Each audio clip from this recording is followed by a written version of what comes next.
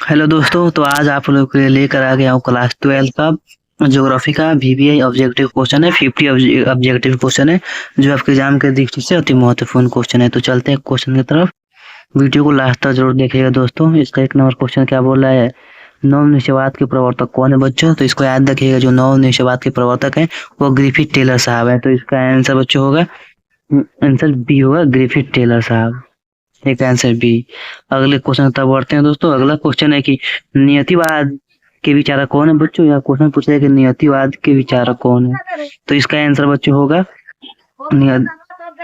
Ritter साहब है। तो इसका आंसर बच्चों रिटर होगा। दो का आंसर सी। अगले क्वेश्चन तब बढ़ते हैं दोस्तों। अगला क्वेश्चन है कि एंथ्रोपोजियोग्राफी नाम पुस्तक किसने लिखी है दोस्तों? तो इसको याद रखिए, लिखने वाले कौन है? तो डी बल इसका आंसर बच्चों होगा, इसका आंसर बच्चों होगा डार्विन साहब लिखे हैं। तीन का आंसर डी। अगले क्वेश्चन तक बढ़ते हैं। अगला क्वेश्चन है नियतिवाद संकल्पना में किस घटक को महत्वपूर्ण माना जाता है बच्चों? तो इसको याद रखिएगा। यहाँ क्वेश्चन पूछा है कि नियतिवाद में, तो इसको याद रखिए बच्चों, नियतिवाद में प्राकृतिक घटक को महत्वपूर्ण माना जाता है। तो चार का आंसर बच्चों ये होगा प्राकृतिक घटक। अगले क्वेश्चन तक बढ़ते हैं दोस्तों। अगला क्वेश्चन है 5 नंबर, निम्न में से कौन सा एक मानव भूगोल का उपागम नहीं है दोस्तों? इसको याद रखिएगा, जो मात्रात्मक क्रांति है वो मानव भूगोल का उपागम नहीं है। तो 5 का आंसर बच्चों सी होगा, मात्रात्मक क्रांति। अगले क्वेश्चन की तरफ बढ़ते हैं दोस्तों। अगला क्वेश्चन है 6 नंबर, किसने कहा कि मानव प्रकृति का दास है बच्चों? ये कहने वाले कौन थे? हस्टिंग साहब थे, हटिंगटन साहब थे। तो 6 का आंसर बच्चों ये होगा। अगले क्वेश्चन तक बढ़ते हैं दोस्तों। अगला क्वेश्चन है 7 नंबर, मानव भूगोल क्रियाशील मानव और अस्थायी पृथ्वी में परिवर्तनों के परिवर्तनशील संबंधों का अध्ययन करता है। यह कहानी किसका है बच्चों? यह कथन किसका है बच्चों? तो ये कहने वाले एल कुमारी सैंपल का है। तो 7 का आंसर बच्चों सी होगा। अगले क्वेश्चन तक बढ़ते हैं दोस्तों। अगला क्वेश्चन है 8 नंबर, रुको और जाओ निश्चयवाद की अवधारणा किसने दी थी बच्चों? तो ये देने वाले थे ग्रिफिथ टेलर साहब। तो इसका आंसर बच्चों डी होगा। अगले क्वेश्चन तक बढ़ते हैं दोस्तों। अगला क्वेश्चन है 9 नंबर, विश्व की कुल जनसंख्या कितने प्रतिशत भारत में निवास करती है बच्चों? इसको याद रखिएगा, 70.5% जो भारत में निवास करती है। तो सब इसका आंसर बच्चों सी होगा। अगले क्वेश्चन तक बढ़ते हैं। 10 नंबर क्वेश्चन है, भारत में जनगणना कितने वर्षों के अंतराल पर होती है बच्चों? तो इसको याद रखिएगा, 10 वर्ष के अंतराल पर भारत में जनगणना होती है। तो इसका आंसर बच्चों बी होगा, 10 वर्ष। अगला क्वेश्चन है 11 नंबर, भारत में सिंचाई एवं जल संरक्षण के लिए हरियाली प्रोजेक्ट चलाया गया है बच्चों। तो केंद्र सरकार द्वारा, राज्य सरकार के द्वारा बच्चों। इसको याद रखिए, इसका आंसर बच्चों दो सी होगा, दोनों के द्वारा चलाया गया है। तो 11 का आंसर बच्चों सी होगा। अगला क्वेश्चन है, निम्नलिखित में से कौन भारत का सबसे बड़ा धार्मिक समूह है?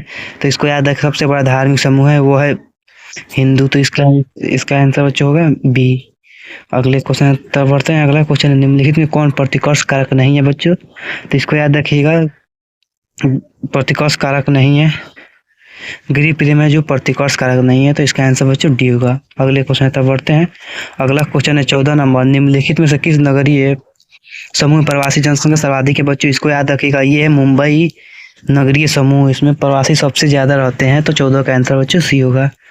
अगले क्वेश्चन तब बढ़ते हैं। अगला क्वेश्चन है 15 नंबर, निम्नलिखित में से कौन राजधानी नगर है दोस्तों?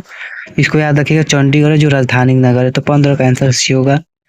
अगला क्वेश्चन है 16 नंबर, नगर जो पूर्वी भारत में अवस्थित नहीं है वो कौन है बच्चों? तो जो नासिक है वो पूर्वी भारत में अवस्थित नहीं है। तो 16 का आंसर बच्चों डी होगा।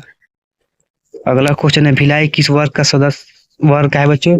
जो भिलाई है वो औद्योगिक नगर है। तो इसका आंसर बच्चों ये होगा 17 का। अगले क्वेश्चन की तरफ बढ़ते हैं। 18 नंबर क्वेश्चन है, भारत का अधिकांश व्यापार वहन होता है बच्चों? इसको याद रखिए, समुद्र के द्वारा सबसे ज्यादा व्यापार होता है भारत का। तो 18 का आंसर डी होगा, समुद्र द्वारा। अगला क्वेश्चन है, साफ्टा अस्तित्व में आया था बच्चों? इसको याद रखिए, साफ्टा आया था 2004 ईस्वी में, 1994 ईस्वी में साफ्टा अस्तित्व में आया था। तो 19 का आंसर बच्चों ये होगा, 1994। अगले क्वेश्चन तब बढ़ते हैं। अगला क्वेश्चन है, निम्नलिखित में से कौन ऑस्ट्रेलिया की राजधानी है बच्चों? तो इसको याद रखिए, जो कैनबरा है वो ऑस्ट्रेलिया की राजधानी है। तो 20 का आंसर बच्चों ये होगा, कैनबरा। अगले क्वेश्चन तब बढ़ते हैं दोस्तों। अगला क्वेश्चन है 21 नंबर, निम्न में से कौन एक जनसंख्या परिवर्तन का कारक नहीं है बच्चों? इसको याद रखिए, जनसंख्या परिवर्तन का कारक है वो आवास नहीं है। तो इसका आंसर बच्चों बी होगा। अगले क्वेश्चन तब बढ़ते हैं। अगला क्वेश्चन है 22 नंबर, प्रतिकर्ष और अपकर्ष कारक उत्तरदायी है बच्चों? तो इसको याद रखिएगा, प्रवास के लिए प्रतिकर्ष कारक और अपकर्ष कारक उत्तरदायी है। तो बी 22 का आंसर ए।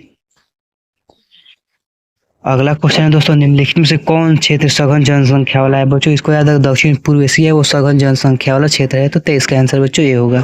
अगले क्वेश्चन तब बढ़ते हैं। अगला क्वेश्चन है, निम्नलिखित में से कौन मानव भूगोल की मूल आवश्यकता से संबंधित नहीं है बच्चों?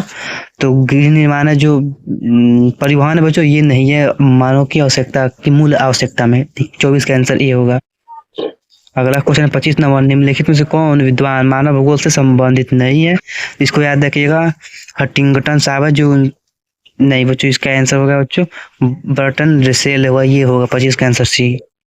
अगले क्वेश्चन तब बढ़ते हैं। अगला क्वेश्चन है 26 नंबर, विकासशील देशों के नगरीय क्षेत्रों में स्त्रियों की संख्या पुरुषों की संख्या में अपेक्षा कम होती है बच्चों, तो इसका आंसर बच्चों बी होगा, विकसित देशों में।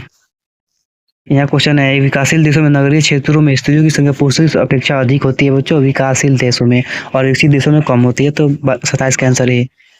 अगला क्वेश्चन है 28 नंबर, किस वर्ष से प्रति वर्ष संयुक्त राष्ट्र विकास कार्यक्रम मानव विकास प्रतिवेदन प्रकाशित कर रहा है बच्चों? तो ये कर रहा है 1990 ईस्वी से, तो इसका आंसर बच्चों होगा सी। अगले क्वेश्चन तब बढ़ते हैं। अगला क्वेश्चन है 29 नंबर, किस प्रकार की कृषि को झूमिंग मिल्पा या लदान के नामों से जाना जाता है? तो इसको याद रखिएगा बच्चों, स्थानांतरण कृषि को जाना जाता है मिल्पा, झूमिंग और लदान के नाम से।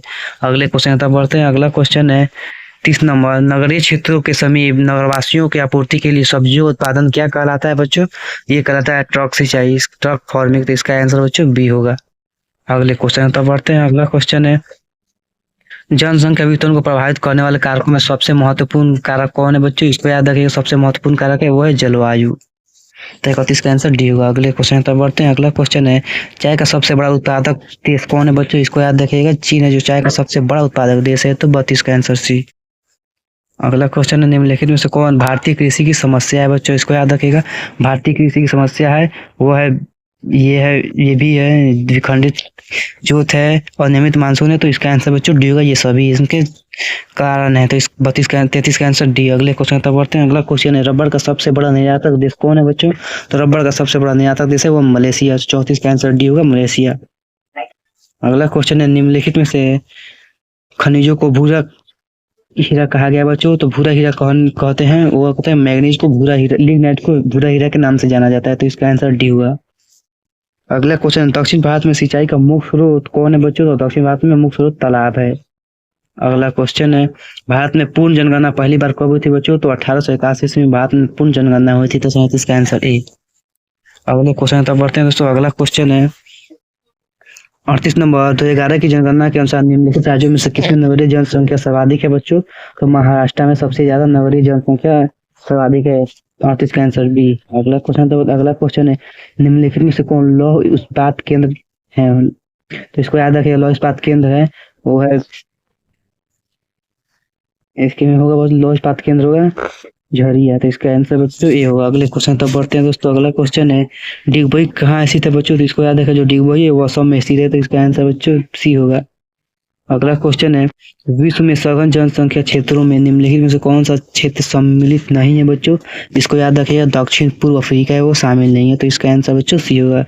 अगला क्वेश्चन है, विश्व के किस देश की जनसंख्या सर्वाधिक है बच्चों? तो इसको याद रखिएगा, जो है चीन की है, भारत की सबसे ज्यादा सर्वाधिक है, 42 का आंसर बी। अगला क्वेश्चन, भारत में पहला रेडियो कार्यक्रम प्रसारित हुआ था बच्चों? तो 1923 ईस्वी में प्रसारित हुआ था, 43 का आंसर सी। अगला क्वेश्चन है, अंकलेश्वर किस खनिज का क्षेत्र है बच्चों? इसको याद रखिएगा, अंकलेश्वर को पेट्रोलियम के लिए जाना जाता है, 44 का आंसर बी। अगला क्वेश्चन है 45 नंबर, निम्नलिखित में से कौन पश्चिमी भारत की नदी बेसिन है बच्चों? इसको याद रखिएगा, माही बेसिन है जो पश्चिमी भारत की नदी बेसिन है। अगला क्वेश्चन है, सरदार सरोवर परियोजना किस नदी पर है बच्चों? इसको याद रख, सरदार सरोवर बांध नर्मदा नदी पर है, तो इसका आंसर बच्चों ये होगा। अगला क्वेश्चन है, भारत में प्रथम नाभिकीय ऊर्जा परियोजना स्थापित की गई थी बच्चों? इसको याद रखिए, तारापुर में किया गया था, तो इसका आंसर बच्चों बी होगा। अगला क्वेश्चन है, तूतीकोरिन पत्तन स्थित है बच्चों? तो ये तमिलनाडु में स्थित है, तो इसका आंसर बच्चों सी होगा। अगले क्वेश्चन तब बढ़ते हैं। अगला क्वेश्चन है, निम्नलिखित में से कौन नगर समुद्र तट पर नहीं है बच्चों? इसको याद रखिए, विशाखापट्टनम में समुद्र तट पर नहीं है, 49 का आंसर सी। अगला क्वेश्चन है, इनमें से कौन पर्यटन नगर नहीं है बच्चों? इसको याद रखिएगा, अंकलेश्वर पर्यटन नगर नहीं है, तो इसका आंसर बच्चों डी हुआ। यहाँ तक आप लोगों का 50 क्वेश्चन कंप्लीट हो गया, जो वेरी इंपॉर्टेंट क्वेश्चन था। वीडियो अच्छा लगा तो लाइक सब्सक्राइब जरूर कर दीजिएगा। तब तक मिलते हैं बच्चों नेक्स्ट वीडियो में, तब तक के लिए धन्यवाद।